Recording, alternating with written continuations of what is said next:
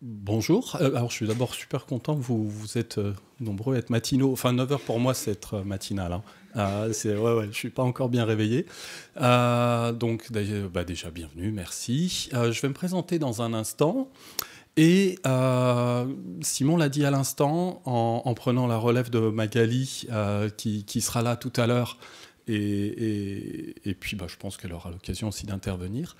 On va être trois à se succéder ce matin sur le thème, ou en tout cas dans ce que l'on rassemble aujourd'hui autour de l'intitulé EdTech. Vous êtes suffisamment nombreux pour qu'on fasse comme ça un petit sondage déjà. J'ai 1 heure devant moi, je vais essayer de ne pas parler 1 heure, parce qu'après vous avez encore plusieurs heures à non pas subir, mais au cours desquels vous pourriez participer, écouter. Et pour être un peu fidèle à mon titre, peuple apprenant, soulève-toi, on va dire peuple écoutant, exprime-toi. Donc n'hésitez pas à intervenir, c'est vraiment le but du jeu, parce que je ne suis pas là pour vendre ce que je serais capable de vendre en d'autres circonstances, on est là pour discuter. On est là pour échanger, puis je vous dirai pourquoi j'ai pris un espèce de point de vue. Et déjà dans un premier temps, alors s'il vous plaît aussi, si je dis plein d'âneries, enfin tweetez-les si vous voulez. Quand elles sont grosses, mettez des smileys, parce que je ne vais pas me priver d'essayer de dire 2-3 sottises que je ne dirais pas habituellement. S'il y a des fans de réseau, j'ai vu quand même que ça turbinait bien, le hashtag BlendWebMix. Qui parmi vous est impliqué déjà dans ces activités qu'on associe au EdTech? D'accord. Vous n'êtes pas, au regard du nombre de personnes, vous n'êtes pas si nombreux. Qui s'y intéresse de très très près? Ouais, les mêmes. Bon, et les autres, donc vous y intéressez de loin ou c'est simplement par curiosité? Je vous demande pardon? Ah, vous ne comprenez pas le mot EdTech? Bah voilà par quoi on commence. Simon? Oh non, moi je vais dire des sottises, hein. Oh là là. Ouais, allez, education, technologie. Et en gros, vous verrez, on y viendra. Vous allez voir, alors je vais me permettre d'essayer de ne pas dire de sottises et d'anticiper, mais sinon Simon, tu me souffles. On fait comme au théâtre, tu souffles, et puis je fais comme si j'avais retenu le texte. Moi, je vais intervenir dans un premier temps pour vous témoigner un petit peu des 20 ans que je viens de passer sur ce secteur d'activité. Et je n'ai pas fini encore, hein, je vais continuer encore un petit peu, je l'espère. Et c'est un secteur d'activité, en tout cas pour mon point de vue, je m'adresse à vous mais à tout le monde, hein, qui, vous le verrez, donc, porte son regard sur le marché de la formation professionnelle. Donc mes clients sont des entreprises comme les laboratoires pharmaceutiques, les constructeurs automobiles, les avionneurs. Pour que vous situiez un petit peu l'échelle principale des clients, ça ne veut pas dire que c'est mieux que si je travaillais avec des plus petits, hein. Mais vous verrez, je m'expliquerai aussi. Et puis se succéderont des intervenants sur le marché de l'éducation, cette fois-ci à destination de l'orientation, donc après, et puis sur le jeu vidéo dans l'apprentissage. Et le jeu vidéo dans l'apprentissage. Donc en fait, des angles de vue, des axes de prise de vue, même si j'emprunte un peu au vocabulaire audiovisuel, qui sont un petit peu différents. Donc moi, je vais partir de ceci. Alors je vais essayer de faire marcher correctement tout ce qu'il y a à faire marcher, parce que je n'ai pas branché mon ordi. J'ai pris celui qui était déjà là. Je me présenterai, je vais garder un œil sur l'heure aussi, parce que je sais faire super long. Je suis historien de formation, donc... Père Castor, tout ça, vous avez vu, ça démarre super fort de bon matin, hein. Et puis, j'ai choisi quand même de le faire simple, puisque, comme vous l'avez dit, par exemple, vous pouvez être quelques-uns qui ne savaient pas ce qu'étaient les EdTech. Ouais, voilà, n'hésitez pas, hein, c'est tout légitime. Alors, à titre d'information, après qu'on ait épuisé un peu le secteur de la santé, je crois que le secteur de la finance aussi, donc les fintech, les healthtech, etc., ont fait un peu l'actualité. C'est pas fini au demeurant, hein, mais le secteur de l'éducation, me semble-t-il, en tout cas au regard un peu de l'actualité, risque fort d'être un des thèmes de l'année. J'ai assisté très dernièrement à la première présentation de ce qui arrivera, je ne sais pas si c'est en mai ou en juin, ou peut-être que je me trompe complètement. C'est cet événement dont vous avez entendu parler, qui se tient cette année pour la 4e édition, qui sera Viva Technologie. Sur Paris, cette espèce de grand rassemblement de start-up, on dit qu'il y en a 4000, 5000, c'est porte de Versailles, c'est là où se tient le salon de l'agriculture, tout ça. Et cette année, manifestement, ils ont l'intention de mettre l'accent sur justement le secteur des EdTech. C'est en tout cas ce qui a été présenté lors de leur première présentation qui avait eu lieu sur Paris. Donc voilà, vous en entendrez vraisemblablement pas mal parler dans l'année. Et ben moi, je vais vous raconter un peu ma vie. Mais je vais essayer de vous poser des questions, on va essayer d'interagir. C'est pas tant que ma vie soit pas passionnante, mais voilà, on va essayer de faire ça de manière un peu intéressante aussi. Donc je vous ai dit que j'ai passé 20 ans dans ce secteur d'activité, donc de la formation pour les adultes en contexte professionnel. Et je dois avouer que c'est un truc qui est un petit peu... Comme vous le voyez dans l'image, ça doit rappeler, enfin pour ceux qui ont à peu près mon âge, vous avez tous vu des épisodes de ceci, la 4e dimension, et ben le secteur de ce que l'on appelle finalement, pas simplement les EdTech, on parle de digital learning. Ça c'est une autre des expressions qui vous est probablement un peu plus familière. Donc ce secteur-là d'activité, moi je le place volontiers dans la 4e dimension. Parce que si on colle un peu à l'événement qui vous intéresse depuis hier et va vous intéresser aujourd'hui, un événement donc, qui tourne autour du web, le digital learning est, à l'époque où on l'appelait que e-learning, il est né déjà dans ce contexte-là, de la naissance et des débuts du développement du web. Mais, en gros, vous allez voir, je vais essayer de démontrer un peu ma petite thèse, il a toujours suivi des chemins un peu bizarres, et parfois même à contre-courant du web.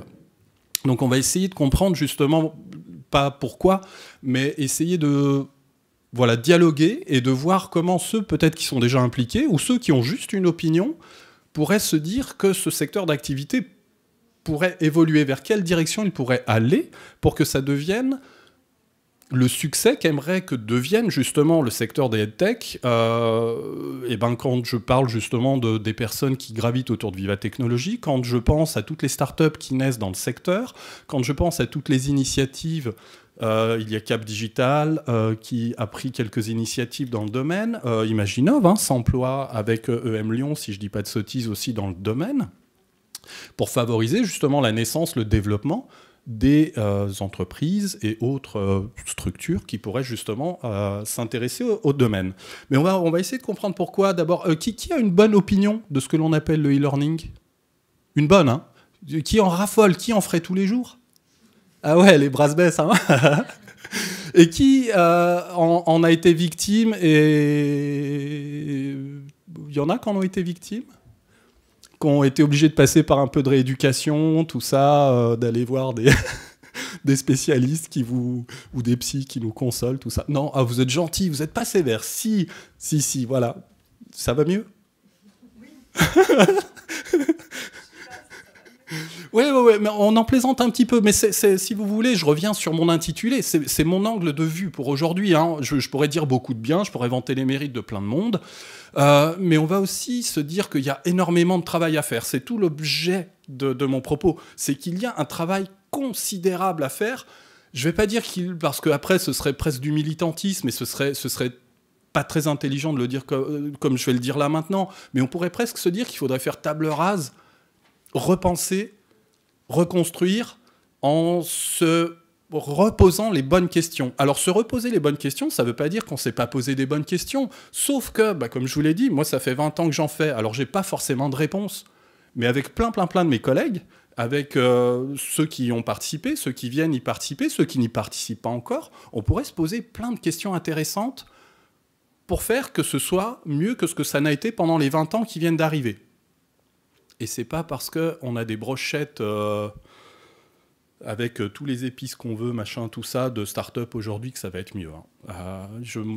Je sais pas si c'est parce que j'ai les cheveux qui grisonnent, mais je suis pas optimiste. On verra, on en discutera. Je suis pas pessimiste. Alors, on est un secteur d'activité qui était un peu... C'est quoi ma slide? Ah, c'est bien. Elle est volontaire, c'est pas fait... Si, elle est volontaire. Quand je disais qu'on était un secteur aussi d'activité qui pouvait aller un peu à contre-courant, C'est parce que on est né, je le rappelle, donc grosso modo dans le courant des années 90, quand le web interactif, cette fois-ci, a commencé aussi à s'interroger. Qui saurait me dire ce que je tais ici, parce que maintenant c'est honteux d'en parler, ce qui a contribué à l'essor de l'interactivité sur le web? Qu'est-ce qu'on a pu utiliser comme techno? Ah, il y en a qui ont encore des souvenirs. Alors, bah voilà, on en est là. Alors, quand j'évoque la 4e dimension pour notre secteur d'activité, bah, c'est que moi, je connais encore un bon nombre de personnes qui passent des commandes pour des solutions de formation donc digitale qu'ils vont aller mettre en ligne chez eux, et ils demandent encore que ce soit fait en Flash. Aujourd'hui, hein. Donc, quand je dis qu'on est un peu à contre-courant, tout ça, qu'on aime bien... Voilà, qu'on est en plein dans les techno-web, mais que des fois on fait des choses bizarres. Bah, en voici un exemple. Alors ça peut s'expliquer, il y a plein de raisons valables. Mais voilà une de nos caractéristiques. On s'est considérablement appuyé sur cette techno-là, et aujourd'hui on est déjà, ou on a passé déjà le cap du tournant, puis il y a d'autres tournants qu'on essaye justement aussi de prendre correctement pour ne pas se retrouver, comme on l'a été à plusieurs époques, dans l'obligation en fait, de repenser des modèles. N'hésitez pas, hein, s'il y a d'autres opinions à exprimer. Hein. Comme je l'ai dit, c'est bien si tout le monde participe. Ça y est, il faut que je remette mes lunettes. Alors, comme je vous l'ai dit, je suis historien de formation, donc on va faire ça chronologiquement parlant. On va prendre ça par le début, les années 90. C'est pas les pires de ma vie. Hein. Moi, c'était les années 80, mon adolescence. Les années 90, il y a bien des victimes parmi vous. J'ai un souvenir des années 90, c'est quand, avec ma petite entreprise, que je n'ai pas présentée, donc je vais le faire en 2 secondes, j'appartiens à une entreprise qui s'appelle Spidernet. Est-ce qu'il y a 1 ou 2 personnes qui connaissent? Oh, c'est cool. Non, pas Imaginov, ça compte pas. On est considéré un peu comme des vieux routiers de ce secteur d'activité. On est né en 99, donc on a évidemment vu naître le secteur, on a un petit peu participé, on est toujours là. Et puis, Simon m'a présenté aussi sous le nom d'une des solutions de chez nous, donc je ne vous en parle pas parce qu'on n'est pas là pour ça. Ça veut dire que, en gros, à la toute fin des années 90, ma première prise de connaissance avec ce secteur d'activité, c'était un gros salon au Palais des Congrès, si je ne dis pas de bêtises. Palais des Congrès, à Paris. C'était immense. Il y avait des gens qui venaient des États-Unis, qui venaient du Canada, qui venaient d'Australie, qui venaient des pays scandinaves, parce qu'il y avait beaucoup de solutions, il doit beaucoup en exister encore, dans les pays scandinaves. On avait des représentants du monde entier. C'était un marché qu'on nous présentait comme devant devenir quelque chose de colossal. On tient le même discours à peu près aujourd'hui, mais on l'a fait il y a maintenant une 20aine d'années. Donc ça, c'était le tout début. Et il fallait même faire la queue sur les stands. Moi, j'ai le souvenir même d'un prestataire qui distribuait des tickets comme au supermarché pour qu'on ait sa démo. Donc vous imaginez, il y a peut-être qu'à la Paris Games Week que ça peut se passer comme ça. Et bien ça s'est passé aussi sur le marché du digital learning, enfin du e-learning. Donc au tout début, on a vu arriver une somme de prestataires. Alors on va le faire en jouant un peu à un jeu. Qui sait ce que signifie l'acronyme? Qui ne sait pas? Bon, je ne vais pas interroger quelqu'un qui ne sait pas. Les logos en dessous vous disent rien? Ou ne vous donneraient pas un petit indice? Qu'est-ce qu'on a sur le web si on remplace le L par un C? Enfin, sur le web classique, vous voyez, un WordPress, tout ça, voilà. Vous avez vu comme je suis pédago? C'est mon métier. Un LMS, ça signifie Learning Management System. C'est comme ça que dans les années 90, en gros, on a posé le truc. Sont arrivés des gros éditeurs logiciels, en particulier des États-Unis, en disant « adoptez ceci ». C'est une plateforme de formation en ligne, plateforme de e-learning, Learning Management System, le terme existe toujours. Vous avez quelques noms quand même que vous devez peut-être deviner ou connaître. Talentsoft, qui est un dispositif, on va dire, de solution RH au tout départ. Comme je ne suis pas spécialiste, je peux dire une sottise. Mais ils ont racheté un de mes confrères, qui était bien connu, un bon plateformiste français, nantais, donc a intégré Talentsoft, et la structure s'appelle Talentsoft Learning. FutureSkill, c'est le groupe Manpower. C'est une plateforme FutureSkill, peut-être que quelqu'un ici en aurait une quelque part. C'est une plateforme qui équipe des entreprises comme EDF, la RATP et tout un tas d'entreprises donc de cette dimension. C'est aussi une plateforme donc française. Et puis on trouve des mastodontes nord-américains, alors des boîtes qui sont cotées au Nasdaq, qui valent des millions et des millions de dollars, etc. Donc vous imaginez un peu le discours qu'ils avaient réussi à mettre en place à l'époque, qui consistait à dire « vive le web », comme on va pouvoir donc tout digitaliser, on va pouvoir tout automatiser, ça va super bien marcher, vos populations informées vont en raffoler, les formateurs, eux, on pourra s'en passer, ça a été un peu le discours du début. Et puis ça a commencé à naître déjà bancalement comme ça. Donc je vais continuer mon petit jeu. Donc c'est supposé remplacer une salle de classe, hein, pour ainsi dire, une plateforme de e-learning, c'est-à-dire que vous mettez du contenu dedans, vous importez la liste de vos participants, et puis ensuite vous distribuez, vous organisez les apprentissages. Ça devait être super simple, mais ça n'a pas super bien marché. Ah oui, et puis pour dire que ça n'a pas fondamentalement merveilleusement marché, hein, ça ressemblait à des choses comme ça en plus. En termes de... Aujourd'hui, on parle d'expérience utilisateur, UX, tout ça. Je vous laisse admirer l'interface quand même de la plateforme la plus vendue dans le monde. Faites des photos, faites des photos. Bon, ils l'ont un petit peu changé récemment, mais il paraît qu'il n'y a que la page d'accueil qui a changé. Mais dès qu'on passe la page d'accueil, on revient là-dessus. Il paraît, hein. J'ai eu des indiscrétions. Ça, forcément, ça parle à tout le monde. Est-ce que quelqu'un connaît, à tout hasard, un outil auteur un peu du marché? Personne? Bon, je vais pas donner des noms. Mais donc, on était face à une structure de type plateforme. Il fallait pouvoir l'alimenter. On a vu arriver sur le marché des éditeurs de logiciels qui nous permettaient de fabriquer des formations. Et puis quand ce marché s'est vraiment bien structuré, on a vu arriver, alors vous avez des miniatures en bas, c'est pour vous rappeler en fait, oui vous en connaissez? Non. Vous? Non. Oh, allez-y, même si c'est une bêtise. Hein. Il y a plein d'outils, après je les connais pas tous, pour être tout à fait honnête. Là vous avez, alors je suis désolé, je pensais que ça se verrait bien, mais ça se voit pas assez bien. Les deux écrans veulent représenter ce que font la plupart des outils qui sont disponibles sur le marché. C'est-à-dire qu'en gros, vous créez une succession d'écrans, ce qui est parfaitement compréhensible et légitime, à ceci près que la plupart des outils vous autorisent l'import de PowerPoint. Donc on a super digitalisé. Hein. Vous imaginez, on importe des slides et puis hop, elles ressortent soit en Flash, soit en HTML maintenant. Et puis on les assemble les unes à la suite des autres. Donc vous voyez, vous pouvez distinguer qu'il peut y avoir des embranchements. Et ce qu'on verrait sur l'écran de droite, c'est qu'on a essayé de reproduire dans ces outils un tout petit peu plus spécialisés, ce qu'on trouvait déjà justement dans Flash, à savoir, on la voit un petit peu tout en bas, une timeline.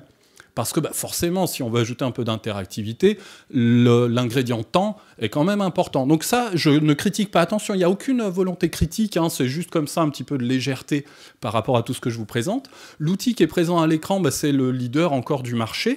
Donc c'est vous dire que même conceptuellement, alors qu'on est face plus seulement à des ordinateurs, on est face à aujourd'hui ce qui constitue le support principal pour les apprentissages numériques. On est face à des smartphones, on a encore une vision en termes ne serait-ce que d'écran et en termes tout simplement de fonctionnalité dans un dispositif qui permet de fabriquer des programmes donc numériques de formation. On est encore, à notre époque, dans cette perception-là mentale et cette méthode de travail. Donc encore une fois, c'est pas une critique, il faut nous laisser un peu du temps pour continuer de progresser, on change les choses lentement, mais sûrement. Ceci étant dit, on a toujours un peu de retard, donc c'est là que les personnes qui, parmi vous, peuvent être intéressées aussi par des aventures dans les tech, ont des choses à apporter. C'est le but de mon propos, c'est ce que je disais tout à l'heure, il y a tellement à faire et à apporter, qu'il ne faut pas hésiter à se lancer. Allez, on continue. Ça aussi, c'est super rigolo. Il n'y a pas longtemps encore, c'est pas super vieux, et je vous vois sourire, vous, madame, qui avez été traumatisée. Il faudrait qu'on monte une association des gens qui ont été traumatisés par le e-learning. Il n'y a pas longtemps, et la durée moyenne d'un module que vous étiez invité à suivre en ligne faisait encore 60 minutes facilement. Mais très facilement, Quand je dis il n'y a pas longtemps, il faut remonter à 4 ou 5 ans, hein, pas plus. Et ça pouvait encore aller au-delà si tant est qu'on tombait dans certaines entreprises sur des formations, par exemple, réglementaires. Ou là, si par exemple, j'ai un souvenir auprès d'une entreprise dont le nom n'a pas d'importance, mais on a fait un contenu un jour pour un service juridique, les juristes, pour eux, tout est important. La virgule, là où elle est placée, elle est importante. Et on a eu un peu de mal à expliquer que l'image pouvait autant parler que la voix et que le texte qu'on pouvait afficher, et qu'il y avait quand même moyen de faire quelque chose qui soit un tout petit peu plus efficace pédagogiquement, mais ça ne nous a pas empêché de faire quelque chose qui a duré un peu plus d'1 heure. Je ne sais pas si vous imaginez hein, ce que ça peut représenter, passer 1 heure devant un contenu pour que vous appreniez quelque chose en ligne. Enfin, pour moi, c'est juste impossible. Mais pour beaucoup de monde. Donc on était là il n'y a pas longtemps. Et puis, en plus, c'était super chouette. Alors ça... arrêtez. C'est des écrans qui sortent de l'outil que vous avez vu tout à l'heure. Je vois que ça plaît. Ouais, parce que c'est des outils formidables. Ils ont des générateurs de mascottes intégrés. C'est formidable. Vive le web des années 2010. Eh ben, j'ai pris ça un peu au hasard sur le web, hein, mais je vous assure qu'on en voit des quantités astronomiques hein, sur les plateformes des entreprises qui peuvent le pratiquer. Alors, ils font ça à défaut de pouvoir commander ou faire en interne des choses qui seraient plus réussies. C'est pas une critique, encore une fois, mais vous imaginez donc ce que propose l'outil auteur leader du marché. C'est des écrans qu'on fabrique avec cet outil, et c'est des avatars qui se trouvent dans une galerie d'avatars. Bon, c'est souvent une blonde que l'on voit. C'était juste une plaisanterie, ça. Hein. Est-ce que quelqu'un... Alors, allez, je vais arrêter peut-être le jeu des questions pour ceci. Sachez aussi qu'on a structuré le marché donc, autour des logiciels, et puis il fallait pouvoir procéder à des échanges de données, parce que je me connecte, je lance un programme, j'interagis, je passe une suite d'écrans, je réponds à des questions, il faut bien que tout ce que j'ai généré comme information soit traité. Une norme est née, donc dans le courant des années 90, puis a été mise à jour un peu avant 2004 et n'a plus jamais évolué depuis, qui s'appelle SCORM. Qui connaît, ça va être plus simple. Voilà, c'est à peu près le même échantillon hein, de population que tout à l'heure. Donc ça, c'est une norme qui a encore largement cours aujourd'hui, et qui est une norme donc, qui... Allez, je vais me permettre un jugement qui est évidemment très largement dépassé aujourd'hui, parce qu'elle contenait dans sa définition tout un tas de choses très intéressantes, mais toute l'industrie s'est arrêtée en termes d'intégration et d'implémentation de la norme, s'est arrêtée très très vite, mais c'est parce qu'aussi en face, les besoins n'étaient pas clairement exprimés ou identifiés. Donc c'est pour ça qu'on a fait le strict minimum, on récupère le résultat au quiz. Vous êtes là pour me bloquer. Hein. C'est Shareable Content Object. Le R, j'oublie, et M pour modèle. Donc en fait, ce que dit la norme, c'est que vous pouvez prendre votre contenu de formation, le fragmenter en unités d'apprentissage, c'est ce qu'on appelle le SCO, le Shareable Content Object, shareable pour partageable, parce que chaque fragment peut être assemblé dans un certain ordre, et via le séquençage que je vais avoir prédéfini, ça va me créer un parcours d'apprentissage, mais je peux avoir aussi les objets réassemblés dans un autre ordre, ou mis sur le même plan que d'autres objets, et mon, entre guillemets, expérience d'apprentissage me permettrait d'obtenir ou d'avoir devant moi un contenu qui s'adapte à ma progression. Donc ça, c'est ce qu'aujourd'hui on retrouve derrière les startups qui arrivent, il faut que je surveille vachement l'heure, qu'on retrouve derrière d'autres concepts qui gravitent autour de l'adaptive learning et des intelligences artificielles. Mais on avait déjà tout ça. Aujourd'hui, on n'a rien inventé. Ça existait, ça a été écrit, mais ça n'a jamais été adapté. Alors on se retrouve aujourd'hui dans une situation où, et c'est ce que j'adore hein, chez les startups, c'est qu'il y a un truc qui revient chez tout le monde, j'ai failli dire chez tous ces jeunes gens, mais quand en fait on va voir un peu des trucs de startup, il y a plein de gens comme moi. Enfin, comme moi. Enfin, j'ai rien de bizarre, hein. Je suis juste dans une autre tranche d'âge. Et en gros, il y a un discours dominant qui est très désagréable. Ça fait partie justement des choses que je peux avoir un petit peu comme ça. Enfin, c'est pour ça que je regarde un peu ce phénomène aussi, bizarrement des fois. C'est qu'ils sont toujours dans l'opposition à ce qui s'est fait. Ils se justifient en disant « Ouais, mais nous, c'est pas comme avant ». Mais avant, c'était déjà... Il y avait déjà des choses de faites, et ça n'a pas été fait par des gens qui n'étaient pas malins ou pas compétents. C'est qu'on n'a pas réussi. Donc aujourd'hui, on peut aussi encore se planter. On peut encore, alors qu'on croit qu'on a de belles réponses, et peut-être des modèles économiques et je ne sais quoi, on croit qu'on va faire mieux, c'est pas gagné, hein. On avait ce qu'il fallait, sauf que on a adopté que le strict minimum. Donc c'est quand même pas ce qu'il y a de plus efficace, et c'est pas ce qui a contribué à populariser aussi le digital learning auprès des apprenants. J'en reviens à mon titre.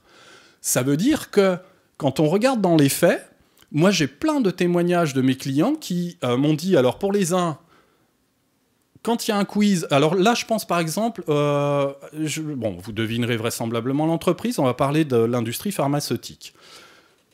Ils ont des programmes de formation sur les produits qui sont à commercialiser, mais ils ont aussi beaucoup de formations sur du réglementaire. Et ça, ce sont des formations obligatoires, parce que derrière, les labos sont audités. Donc, obligatoire, et ils sont tenus d'avoir un certain pourcentage de réussite. Ce qui signifie que les personnes qui suivaient ces différents modules, s'ils faisaient 1 heure, il y en a bien 1 ou 2 qui se dévouaient pour les faire en entier, répondre au quiz, et puis filer les réponses à tous les collègues en douce. La triche. Donc ça existe, hein, même dans ce milieu-là, et tout autant qu'à l'école, voire plus, parce que c'est encore plus difficile de contrôler. Donc il y a ça comme phénomène. Qu'est-ce qu'il y a comme phénomène ? Il y a le phénomène de « je veux pas ». On se braque complètement. Dernièrement, j'ai un client qui m'a dit « nous, on a une formation obligatoire ». C'est-à-dire que les managers font savoir, donc à l'occasion des entretiens, tout ce qu'il y a à faire savoir, mais tu dois faire cette formation. C'est dans ta feuille de route de l'année. Malgré ça, il y a quand même 30% de l'effectif de l'entreprise en question qui refuse de faire le module en question. Alors, c'est pas que la forme et le fond du contenu qui sont en cause, hein, c'est aussi l'exploitation qu'on fait des solutions de formation digitale. Donc il y a aussi une problématique un peu managériale. Mais bon, voilà, tout ce qui concourt à avoir mis en place un modèle qui est un peu impopulaire. Et c'est pour ça qu'il y a d'autant plus de place pour faire quelque chose d'intéressant.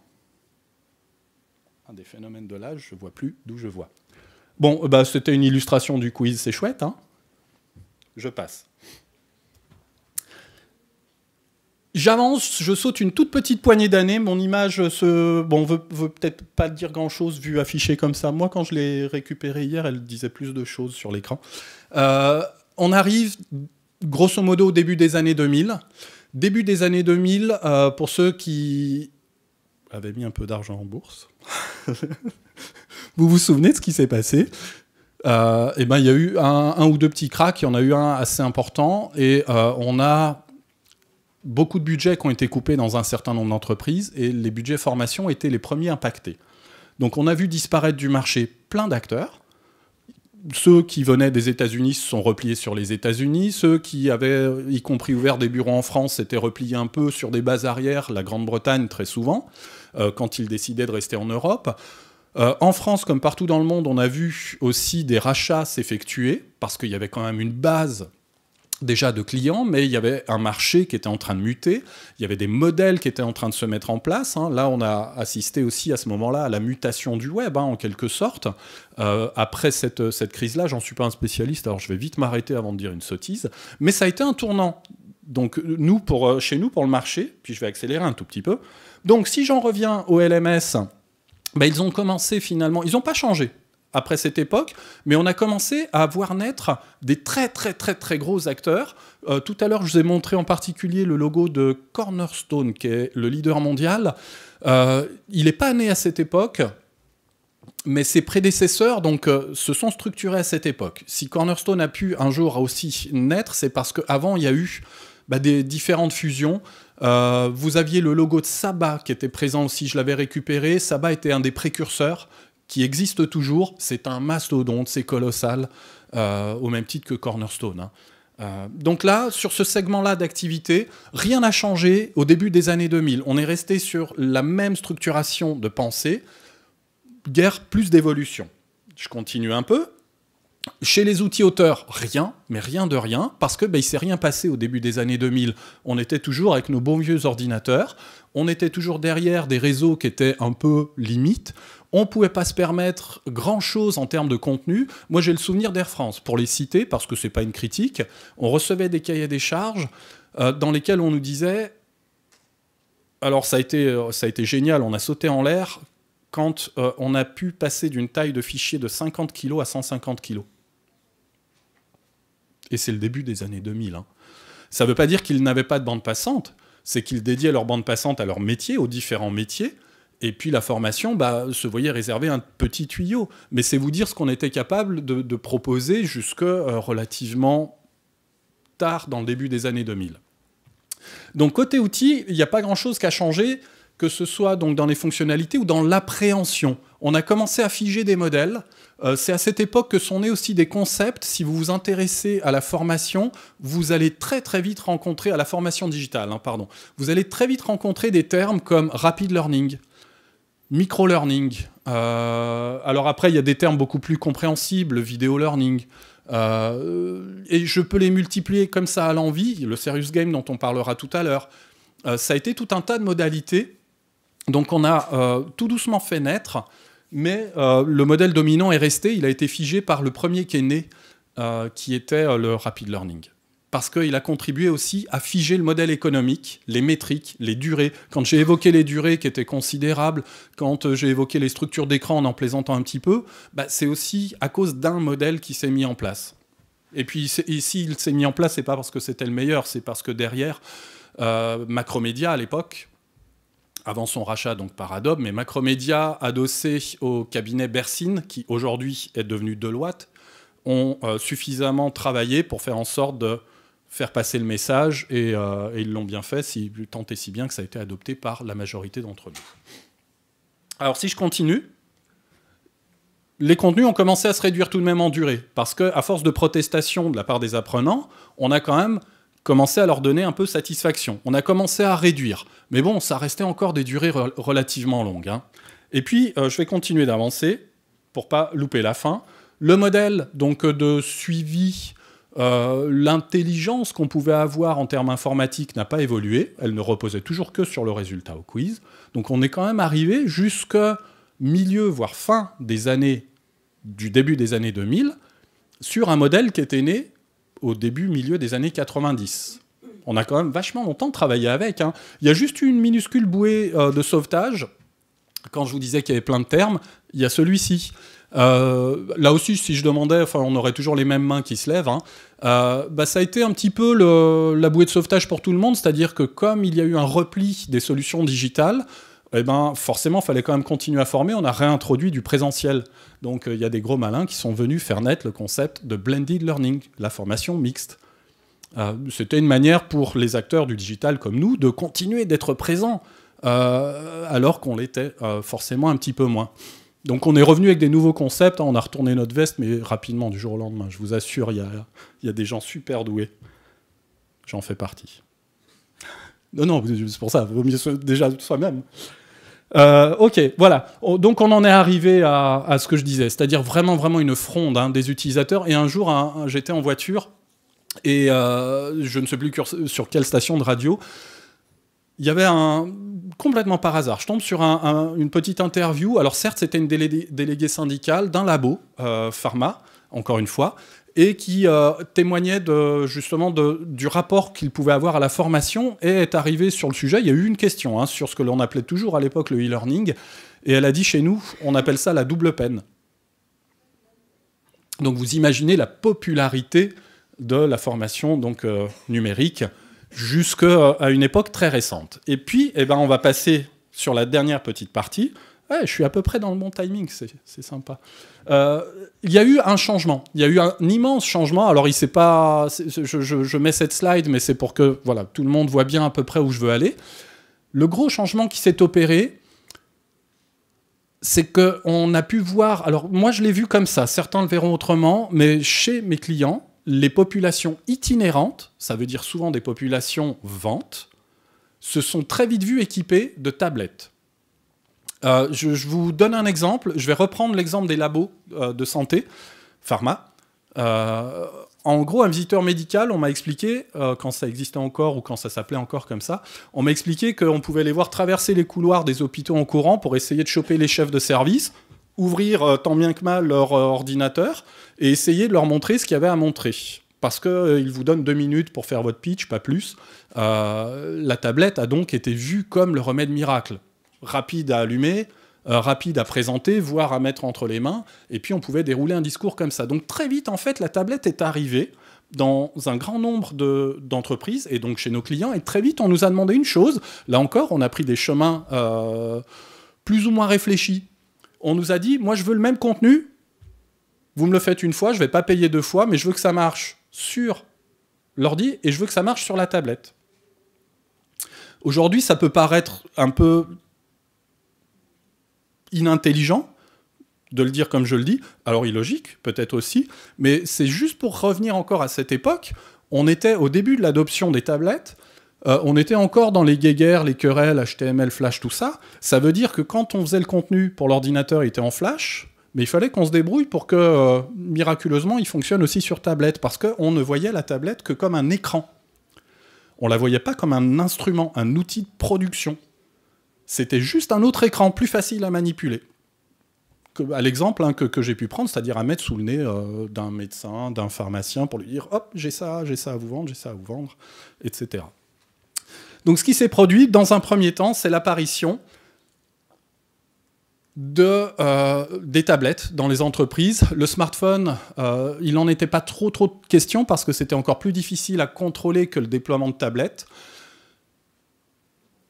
Le smartphone, ça voulait dire plein de choses. Je vais passer sur toutes les étapes qui ont concouru à ce qu'on en arrive aujourd'hui. Et aujourd'hui, ça n'est qu'aujourd'hui, ça n'est qu'aujourd'hui, depuis une toute petite poignée d'années, que l'on voit des flottes de smartphones être déployées dans les entreprises pour venir équiper l'ensemble des collaborateurs. Et c'est là que le changement s'est globalement opéré sur le secteur. Donc on a vu, depuis, je crois que j'ai vu Magali arriver. Mon écran va te plaire. Alors on a vu arriver moult et moult solutions. Je ne vais pas les critiquer, je vais juste en témoigner pour vous dire de la façon dont je le sens un petit peu. On a vu arriver donc plein de nouvelle structure à partir un peu avant, allez, en gros on va situer ça autour de 2015, même si c'est très inexact, mais ça se joue à 1-2 ans près. On a vu arriver immensément de nouvelles structures. Si ça vous intéresse, pour l'instant je ne sais pas, Magali, s'il y a autre chose que ceci qui soit disponible pour faire l'inventaire. Il fait référence.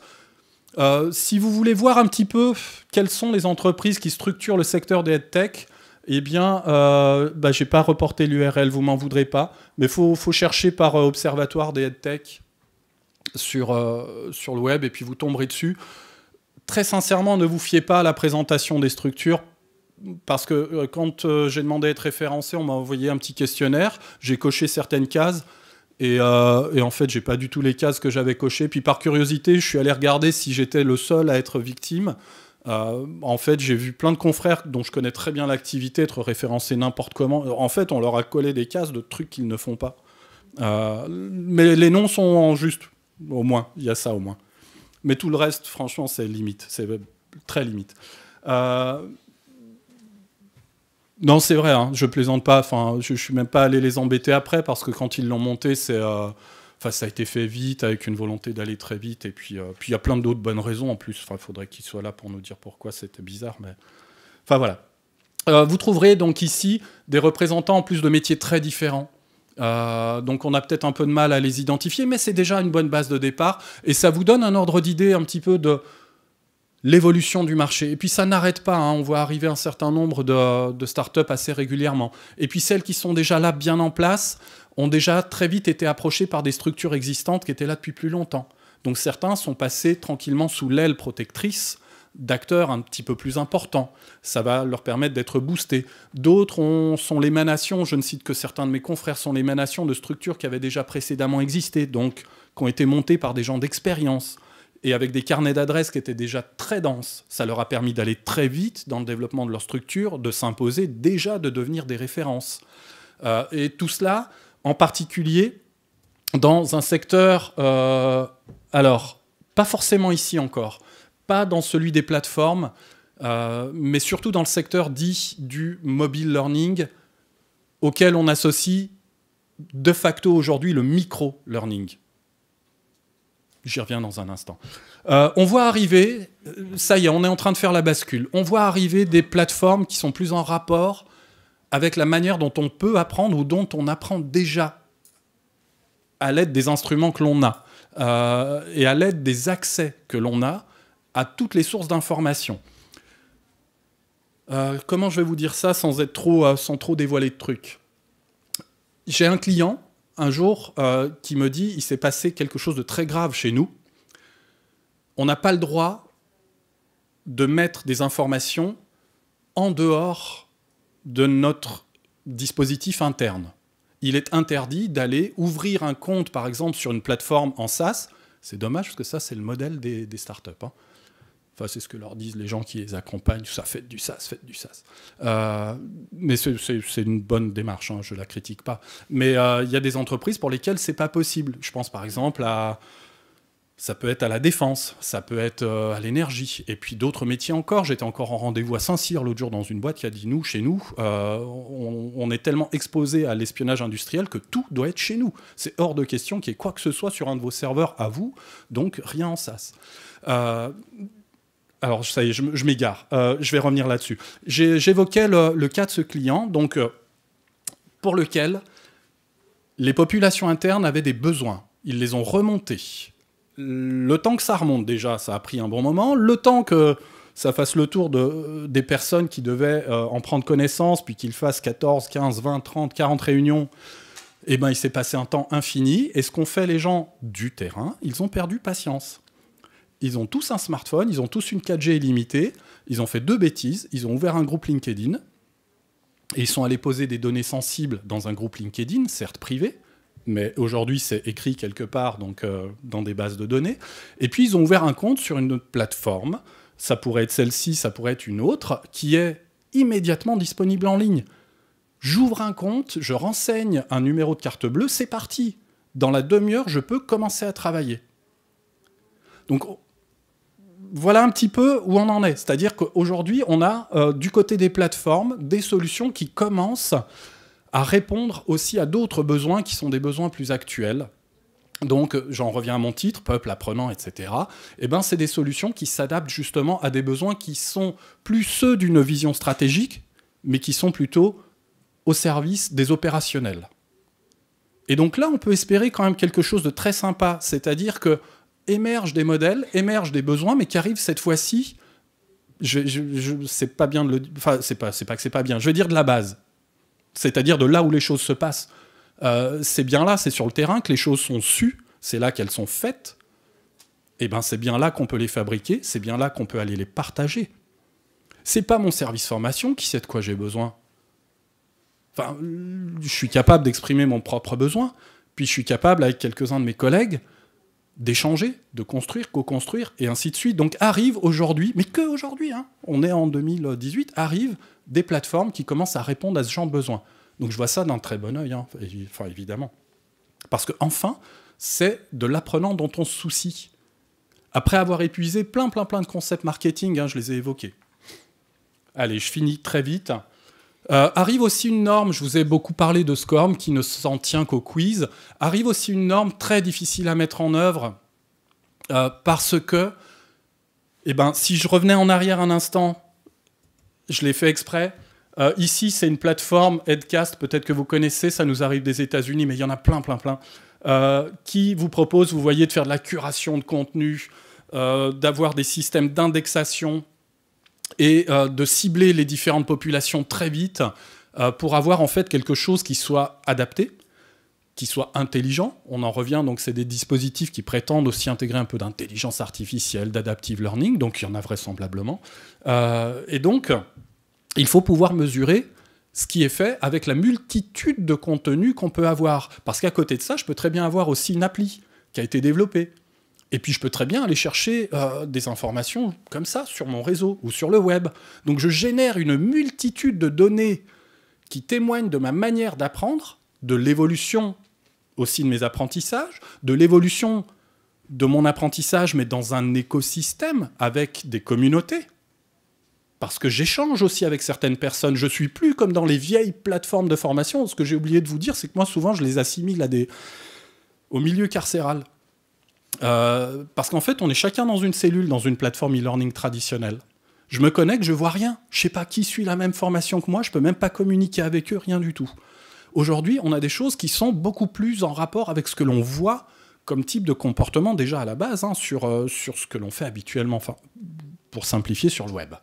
Donc, il existe cette norme qui s'appelle XAPI. Ne retenez que les lettres bleues si ça vous intéresse et si vous cherchez des informations sur le sujet. XAPI, en gros, ils ont écrit des préconisations, parce qu'on n'en est qu'à ce stade. Et après, il ne faut pas se débrouiller. Mais en gros, il y a des spécifications pour celles et ceux qui veulent soit générer des données, soit, évidemment, les récolter puis les faire parler. Donc d'ailleurs, ce sont les successeurs de SCORM qui se sont emparés de ceci. Si le sujet vous intéresse, il y a quelqu'un en France que j'aime beaucoup, qui en est spécialiste et qui, dès janvier, va donner accès en open source à ce que l'on appelle un LRS, Learning Record Store, donc un dispositif qui récupère les données générées par des expériences d'apprentissage. Et c'est Sébastien Fraisse, F-R-A-Y-2-S-E. C'est un garçon génial qui est vraiment expert du sujet. Vous le trouverez sur les réseaux. Il intervient régulièrement. Ça peut être en ligne dans des webinars, ça peut être à l'invitation pour certains événements, souvent sur Paris. Mais voilà, c'est super intéressant. Et puis on m'a fait signe qu'il restait 2 minutes. Je crois que je suis à peu près au bout. Non, je ne suis pas au bout. Voilà, le bout est là, et puis il y aura une slide pour terminer. J'avais dit que je reviendrais dessus. On a de nouveaux concepts qui sont le micro-learning. Donc on nous dit que parce qu'on utilise ceci, il faut des contenus très très courts, le plus atomisé possible. Donc voilà, moi je suis sceptique. C'est pas parce qu'on va me faire des fragments minuscules que je vais mieux apprendre.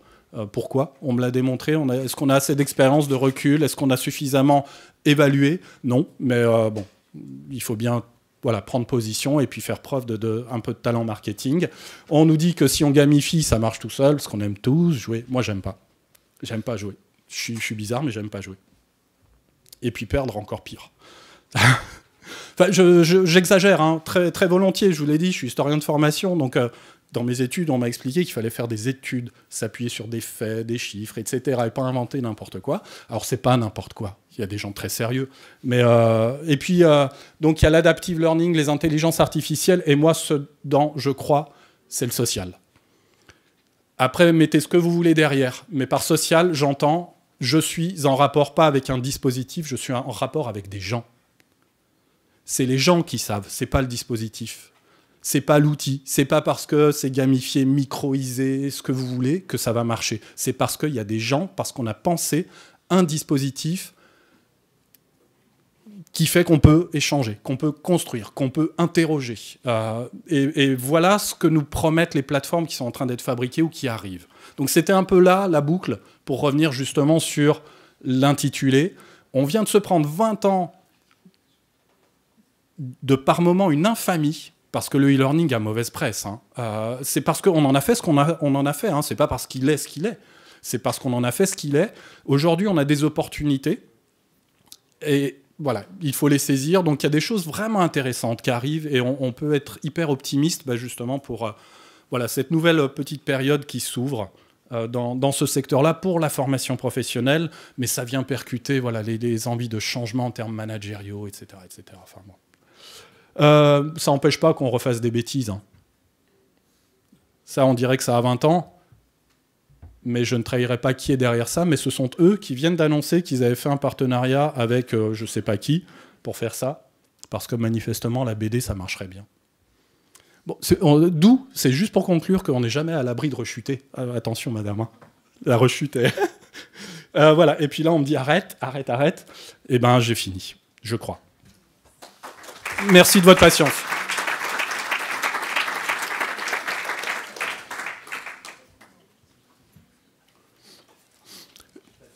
S'il reste une question ou deux, je suis partant. Une? J'ai été long, vous voulez, c'est ce que vous voulez dire? Quelqu'un veut poser une question? J'ai vu quelqu'un... Ah oui, bah, je vois une, deux personnes. Ouais.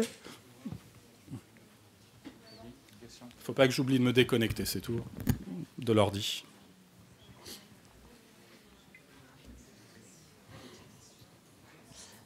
Merci pour la présentation.